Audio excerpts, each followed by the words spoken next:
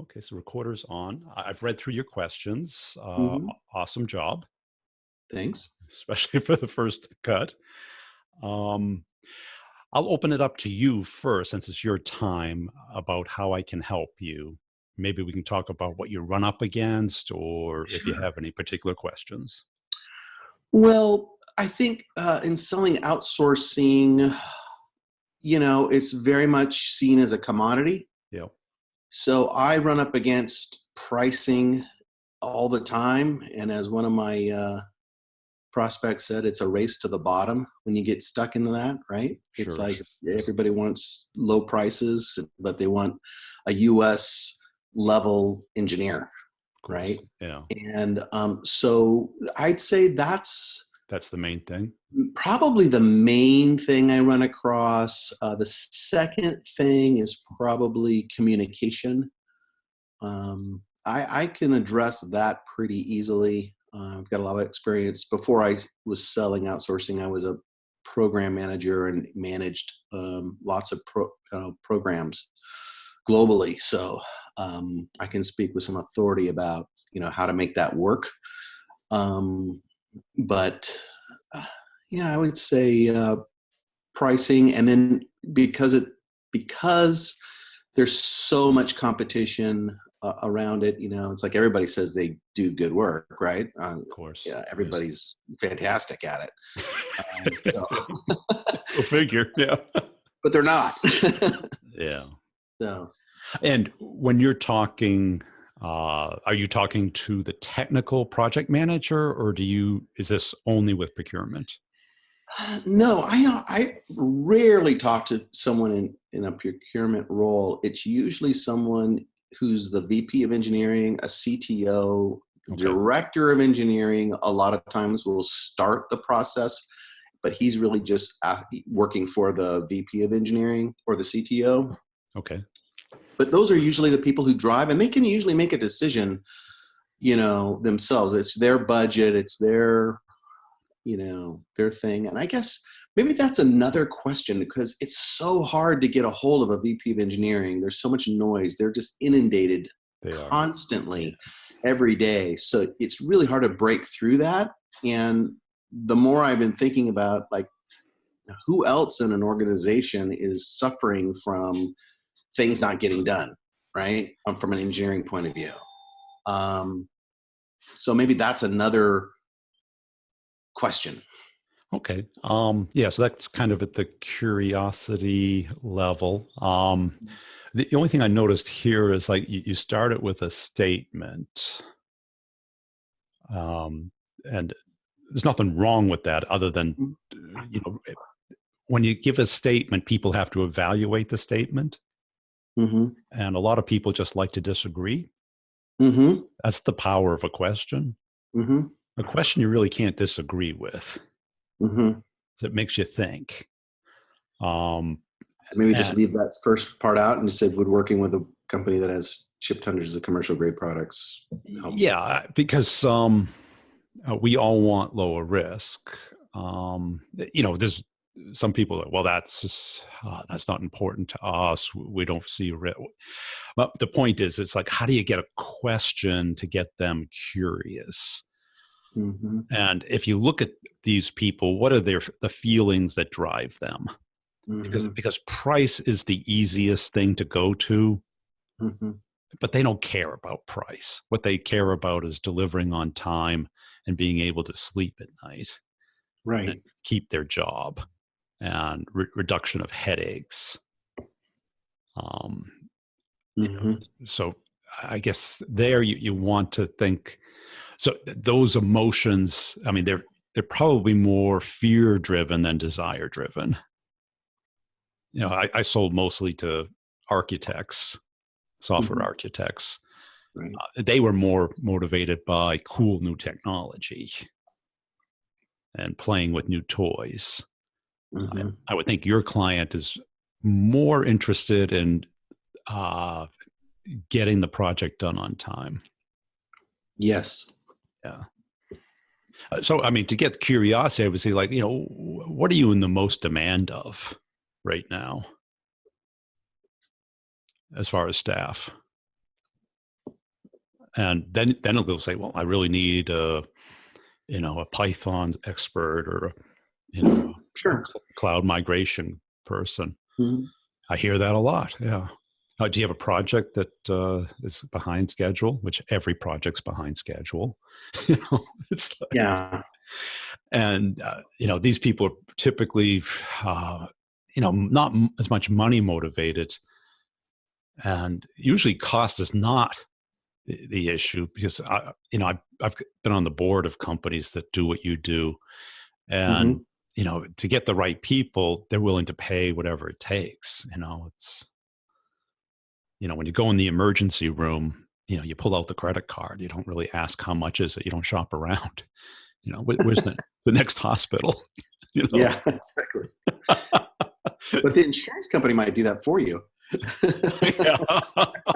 Oh, there's one 20 miles down the road. It's It's cheaper. 10% cheaper. Yeah, exactly. Um, so for that, I would always flip it back. It's like, well, you want the right person, not the cheapest. Hmm. I mean, you can call up any, you know, outsourcing place and they'll quote you whatever you want to hear, Right. you know.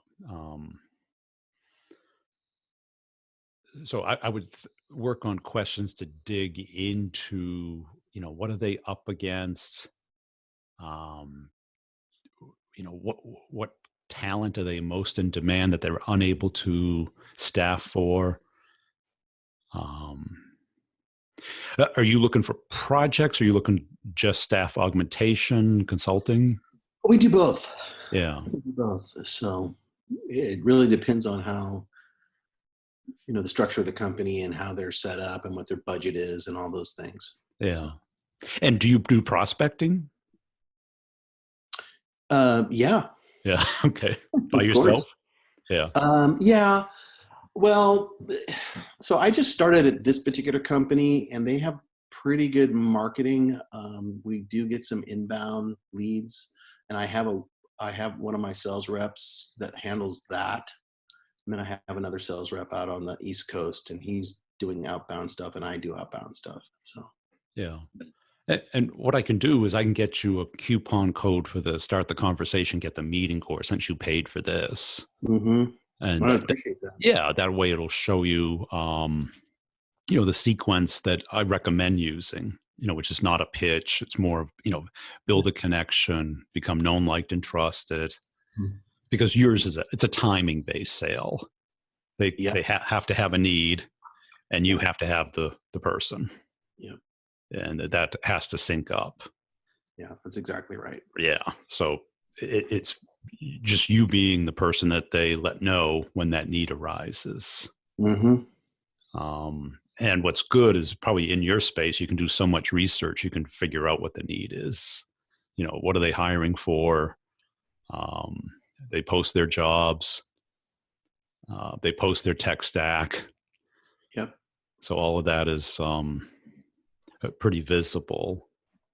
And just using reverse psychology by saying, I know you're not in the market right now, but I just joined this great company. We're specializing in this area, but interested in seeing what the demand is out there.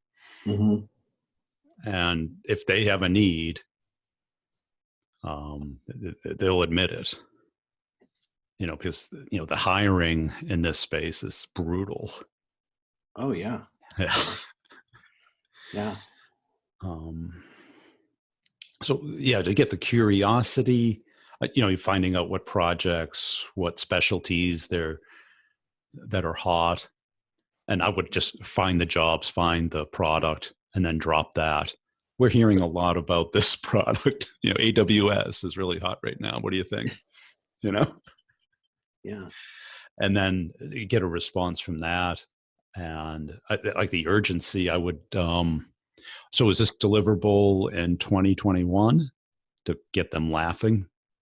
If you say no, this is like next 6 months. Oh, and look for implication questions like what happens if you don't make the deliverable? I get fired. And how does that make you feel?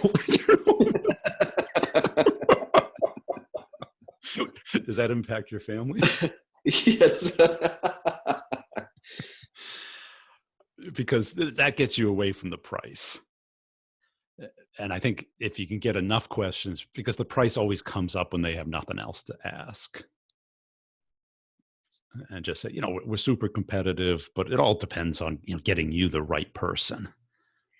If we don't have the right person, then we walk or we recommend someone else. If we do have the right person, it's, certainly going to be a market rate that, would be fair. Mm-hmm. That way you didn't answer it and you get them feeling comfortable. It's like, what's important to you? Mm-hmm. Because them meeting their schedule is critical. Them being able to have it work, because these people are so used to hiring boneheads and getting the runaround, and the deliverable doesn't work or doesn't do what they say. Right.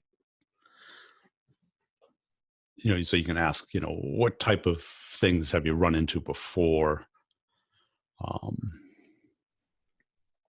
Like on the urgency, I'd work around their deadline. And then I would take a step back. Let's look at our staff, talk to my people, and they're going to say, "Oh, just send me the resume."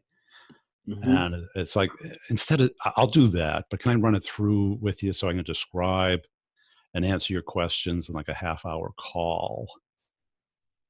And if they don't commit to the time, then they're not that serious. Right. The send me the resume is like send me the quote. Yeah, that's a good point. Send me something I won't read and then I'll ignore you about. Yeah, exactly. So that's what I would do.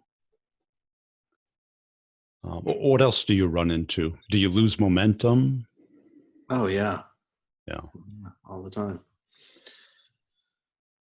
And I think the key there is just to have that next meeting scheduled. Yeah, I think that was a big takeaway. I mean, not that I don't try to do that, but I don't think I had a very good way of driving it to that, which I would say that was one of my bigger takeaways from the course. Yeah. Because, and I think you have to, before you get on the call, have like 3 things. Mm-hmm. And not answer everything that they ask. Leave something. It's like, let me do some research, and let's regroup for maybe 15 minutes in 2 weeks. And if they say, well, just send me an email, it's like, is this important enough to focus on? I hate to send you an email that confuses you. Yeah.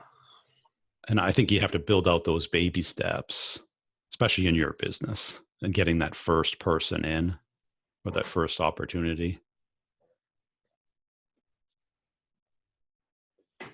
Yeah. I mean, like you have pointed out so many times before, we really want the sale. So we're trying to get to the finish line before we're even started the race. Well, that's it. But what you think the finish line is and what is the finish line. 2 different things. Yeah. Yeah. Because, too many of us, we send the quote and we assume something's going to happen. Mm-hmm. And the natural thing is for nothing to happen. Yeah.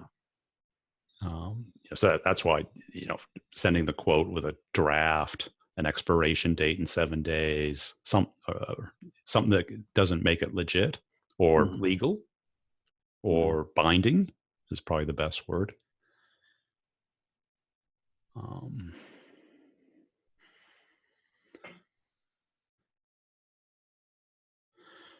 Yeah, so I think their pain is delivery schedule, reliability, quality, communications.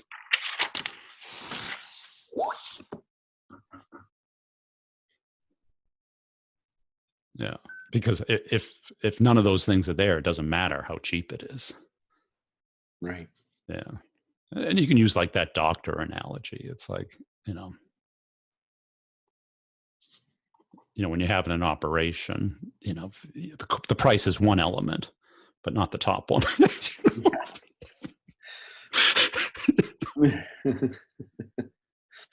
And a nose job is different than a brain surgery. Yeah.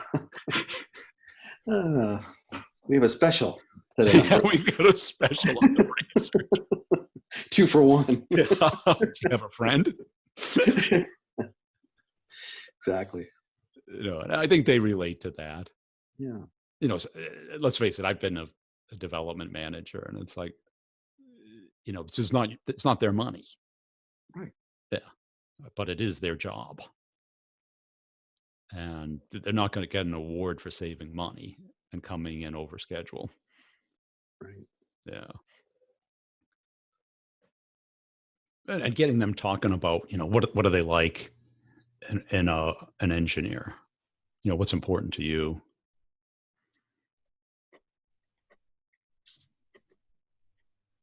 So I think that course is probably perfect for this type of space,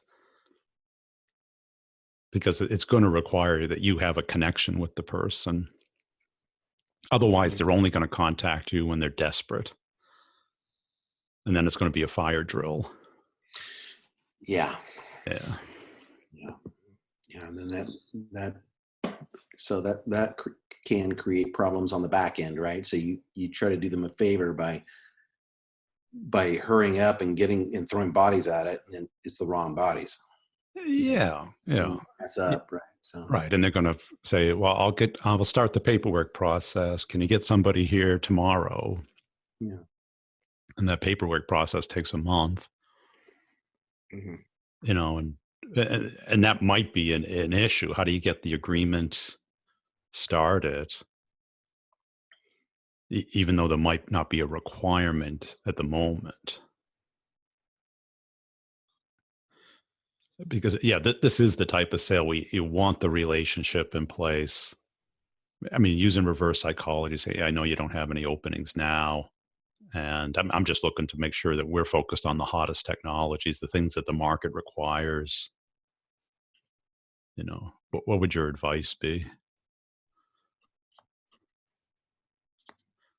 Because I think they do want a network of people to call on when the timing is right. And too many people in your space hit with the pitch. Yeah. And, unless they're in market, the pitch doesn't resonate. And, with everybody doing it out of, India and stuff, I don't even think people would save that. But if they've got somebody who knows what they're talking about, understands their problem, did some research about them.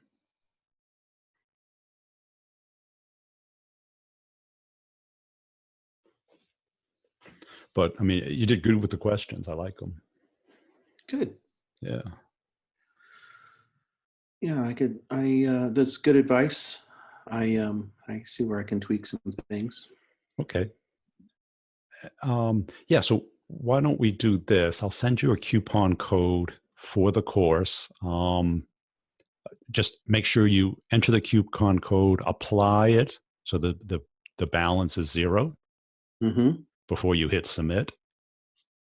Because if you hit submit and the balance is above 0, you'll get charged that amount. And some people have had, because it's not just enter the coupon code, hit submit, and you have to apply it. So it just, zeroes out. Some people have had problems with that. It causes everybody a problem. Yeah. But happy to do that. And in that course, there's just a ton of examples of what's really worked for people, in a very organic way, so that you could hire somebody to start that process for you. It's not a complicated thing. Okay, nice. Yeah. And especially in your space, because you know what your targets are, right? Companies of a certain size, certain industries, certain titles. And with, do you use Sales Navigator on LinkedIn? Yeah. Yeah. So you could search off of technologies that they're using now, openings, job openings, all of that, so that you could literally I have people in Bangladesh doing it for me. building Google Sheets that I then put into like Woodpecker, which is an email automation system. Mm-hmm. And it just fills up my calendar. That sounds pretty cool. Yeah. and on the recipient side, it feels much more organic and natural as opposed to pitchy and spammy. Yeah. Yeah, I've been listening to your podcast for a long time. So I got away from the pitch stuff quite a while ago, but Good. and I'm a huge fan of Pipedrive. Oh, excellent. So I've been using that for a long time too. So Do a you lot of use the stuff I've been doing, but I think I'm really pretty excited about the Get the Meeting course, because I can see where I could use the help, to prospect better. That's it. Like for my A's, I just, get up in the morning and I go, okay, I'm going to do 5 today. Mm-hmm. I go boom, boom, boom. And you get like 80% response rates, Wow. and nobody, telling you to unsubscribe or go away. So it makes them a lot more fun. Yeah. Nothing worse than a hang up or unsubscribe or remove me from your list. Yeah. Jeez. Cool. Yeah. Okay. Well, So I'll terrific. create that right now, and I'll put this up in the course for your reference, Okay. so you can review it. And feel free to schedule another one, after like a month or so. Okay. Sound good? Yeah, sounds great. Thanks a lot. I Excellent. really appreciate the time today. Thank you, Mark. Bye now. Bye-bye.